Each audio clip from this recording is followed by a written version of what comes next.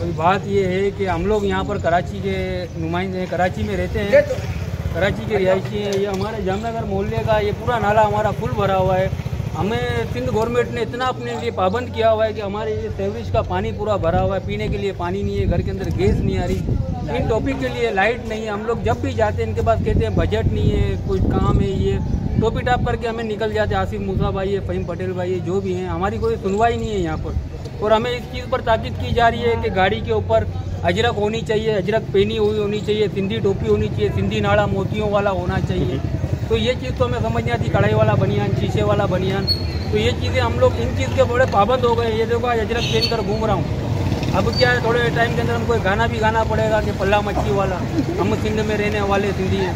बाकी ये मसले मसाइल पर कोई गौर नहीं करता। हम तो हर चीज़ के पाबंद हो चुके हैं।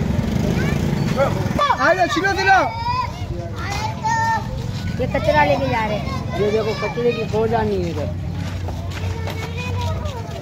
ब्याह के बच्चे कचरा फेंकने के लिए बाहर जाना था।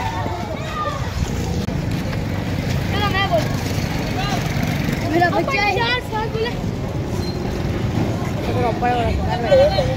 पहलवान गया, पहलवान वीडियो में ना आ जाना।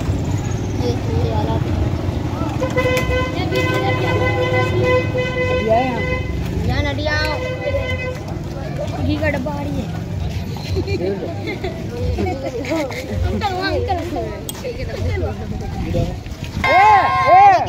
लेकर तू हटिया है।